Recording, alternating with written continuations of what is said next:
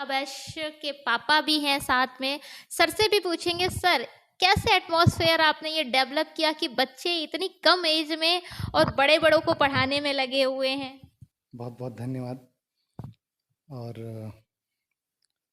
Actually जो हमारे घर का कल्चर है वो एजु मतलब शिक्षा से सराबोर है, जिसको बोलते हैं सराबोर होना, डूबे रहना। हमारे यहाँ एक शिक्षा एक अ, कह सकते हैं कि हम शिक्षा के साथ ही 24 घंटे जुड़े रहते हैं। मैडम स्कूल से आती हैं तो बच्चों को पढ़ाना लिखाना, हम लोग भी आए तो जो है क्या चल रहा है भाई, क्या जो है। तो चूंकि घर का एटमॉस्फेयर है इसलिए जो है बच्चे भी। मतलब ज्यादातर पढ़ाई पे ध्यान दिया। सर वैसे आप बाई प्रोफेशन। मैं बेसिकली फिजियोथेरेपिस्ट हूँ, और मेंटली और फिजिकली जो चैलेंज्ड बच्चे होते हैं उनको रिहेबिलिटी पुनर्वास पर काम करते हैं। सर बच्चों को इतनी कम एज में एकदम एजुकेशन में डाल देना, और फिर अब तो आपका नाम रोशन हो रहा है, बच्चों ने रोशन कर दिया है, क्योंकि यश कि अभी कल गवर्नर से मिलकर आए हैं, इससे पहले सीएम से मिले हुए हैं, और अब हो सकता है कुछ ही दिन में राष्ट्रपति प्रेसिडेंट से भी मिलने वाले हैं। इतनी कम एज में बच्चे मिल जाते हैं तो कैसा लगता है, क्या कहेंगे अपने बच्चे। अ, मैं तो सौभाग्यशाली समझता हूँ कि बच्चे अच्छा कर रहे हैं। निश्चित तौर पे बच्चे जब अच्छा करते हैं तो माता पिता को बहुत खुशी होती है। और बेटा ही नहीं, बेटी भी बहुत प्यारी है और बहुत अच्छा जो है काम कर रही है अभी। उसकी भी कविता, वो नेशनल लेवल की कविताएं लिखती हैं और अभी उनकी भी कविता की पुस्तक पब्लिश होने जा रही है। और बहुत खुशी होती है यश को और बेटी को, दोनों लोगों को देख करके। इतनी कम उम्र में इतना कुछ पा लेना। अच्छा सर, आपने ये एजुकेशन वाला एटमॉस्फेयर, क्योंकि मैं देखती हूँ अमूमन घरों में होती है, बच्चे स्कूल से आते हैं, इसके बाद कोचिंग जाते हैं, फिर घर में बैठ के कुछ बात होने लगती है, तो आपके यहाँ किस तरीके का एटमॉस्फेयर आपने डेवलप किया कि हमेशा एजुकेशन की ही बात हो, ये सब कैसे किया। एक्चुअली मैं जैसे कहा ना कि हम एजुकेशन में ही जीते हैं। मैं भी इलाहाबाद विश्वविद्यालय का छात्र रहा। तो एक तो इलाहाबाद विश्वविद्यालय का जो भी छात्र होता है उसके अंदर एक कुछ अलग ही चिप इनबिल्ट हो जाती है, जो है जो एजुकेशन एजुकेशन को लेके। और मैडम भी हैं, वो भी जो है चूँकि डबल एमए बीएड हैं और टीचर ही हैं। तो उनके जो टीचर होता है वो केवल स्कूल में ही टीचर नहीं होता, वो घर में भी हर जगह वो टीचर ही होता है। तो उसको हमेशा ये लगता है कि नहीं, बेहतर होना चाहिए। और फिर हमारे यहाँ ये है कि जो है सारे लोग एक मतलब चारों लोग, जैसे मैडम क्यूरी का हम लोग एग्जाम्पल लेते हैं, उनके घर में 4 लोग और चारों को नोबेल पुरस्कार। तो हम लोग अ, ऐसे एग्जाम्पल्स को फॉलो करते हैं, चर्चा करते हैं कि कि आप ड्राइव कर रहे हो, या आपने कभी एजुकेशनल बातें करने लगे इस तरीके का, या कुछ और काम कर रहे हो तो उसमें भी एजुकेशनल बातें हो रही हो। एक्चुअली ये जो आपने पूछा ना, ये हमारी रोजमर्रा का हिस्सा है। रोजमर्रा की रोजमर्रा का हिस्सा है। हम घर से बाहर जब निकलते हैं, जब वो स्कूल के लिए तैयार होते हैं, सुबह एक्चुअली हम लोगों को निकलना होता है, हमें क्लिनिक निकलना होता है, उनको स्कूल निकलना होता है। हम लोग एक साथ ही जो है गाड़ी से निकलते हैं, सब साथ एक साथ ही बैठ करके। तो जैसे वो शूज़ पहन रहे हैं, मैं भी शूज़ पर पहन रहा हूँ, और जो करंट टॉपिक है, इंटरनेशनल टॉपिक या पॉलिटिकल टॉपिक, हम उस पर डिस्कस करते रहते हैं। यार ये कैसे हो गया, अरे पापा ये ऐसे है। हम लोग यही बात करते करते कब स्कूल पहुंच जाते हैं, फिर स्कूल से जब हम लौटने लगते हैं तो कब घर आ जाते हैं, और बड़ा मजा आता है। अच्छा था कि बच्चे आपके यहाँ तक इतना ऊपर पहुँचे हैं, क्योंकि कम एज है, बच्चे पहुँचते हैं एक एज के बाद पहुँचते हैं, वो अलग चीज़ है, बट 11 साल की उम्र में यहाँ मतलब इतने ऊपर इतनी कामयाबी हासिल करना एक बहुत बड़ी चीज़ है। कभी आपने ऐसा सोचा था। एक्चुअली मैं सब कुछ आपको सच बताऊं तो अ, सब कुछ नॉर्म मतलब मुझे नॉर्मल सा लगता है।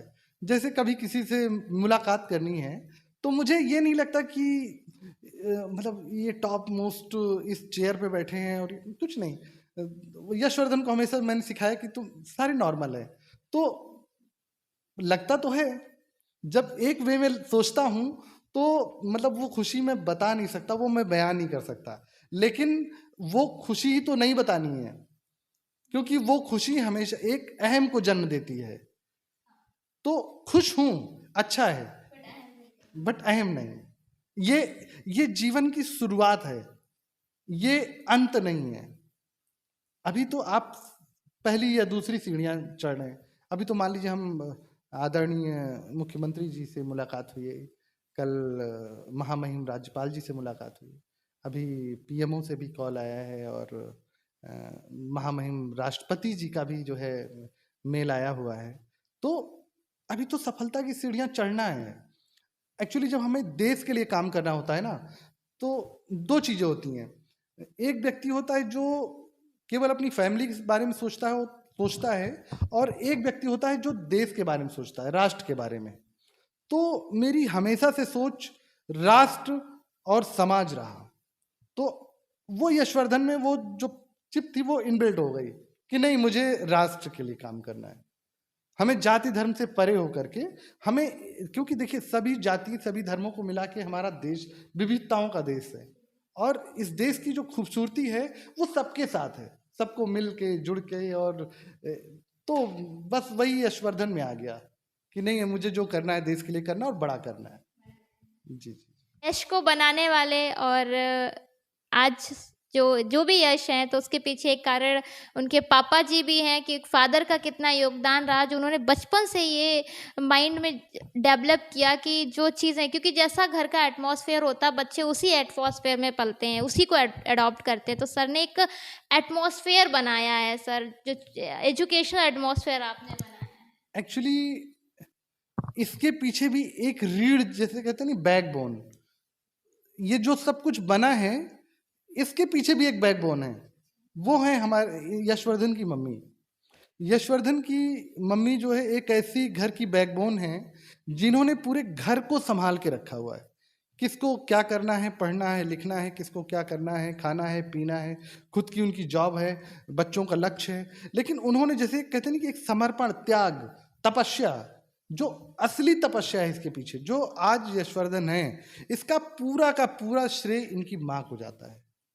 मैं केवल एक सहायक मात्र हूं, मैं एक ड्राइवर हूं, मैं गाड़ी चलाता हूं, मैं एक कुली हूं जो बैग लेके चलता हूं, मैं एक कुछ भी कह सकती हैं आप कि मैं वो हूं। लेकिन जो एक मैनेजर जो होता है, जो पूरे इस सिस्टम को मैनेज करता है, जो पूरा प्लान देता है, मैनेजमेंट देता है, सिस्टम देता है, रोड मैप देता है, वो इनकी मदर है। और मैं मातृशक्ति को प्रणाम करता हूँ। आपके चैनल के माध्यम से मैं उनको शुक्रिया अदा करना चाहता हूँ दिल से। देखिए मैम जरूर सुनेंगी ये बात, मैम तक जाएंगी। अभी मैम है नहीं हमारे साथ। सर, इस चैनल से बहुत सारे पेरेंट्स भी सुनेंगे, उन पेरेंट्स के लिए क्या कहेंगे आप? जो भी मैं आप लोगों से यही कहना चाहूँगा कि घर का जो वातावरण है उसको हमेशा स्वस्थ रखें। जब घर का वातावरण स्वस्थ होता है तो उसमें नेगेटिविटी बिल्कुल नहीं आती, नकारात्मकता नहीं आती। सभी लोग एक दूसरे के लिए जिएं, सभी एक दूसरे को सपोर्ट करके जिएं, और एक लक्ष्य जरूर बनाएं। क्योंकि जो जीवन होता है, वो जो जीवन हमें मिलता है, वो जीवन लक्ष्य विहीन नहीं होना चाहिए। लक्ष्य बना के चलें और लक्ष्य को पाने के लिए सतत प्रयास करते रहें, और मिल के चलें, जुल के चलें, जुड़ के चलें, एक दूसरे के साथ सहयोग करके चलें, लेकिन लक्ष्य को नहीं छोड़ें। तो यशवर्धन के पिताजी की बात के लक्ष्य को नहीं छोड़ना चाहिए, लक्ष्य के साथ मतलब सांस के अंत तक लड़ना चाहिए और लक्ष्य को पाने का प्रयास करना चाहिए। खैर, हमारे चैनल के साथ आप बने रहिए। अगर वीडियो अच्छा लगे तो लाइक, शेयर और सब्सक्राइब जरूर कीजिए।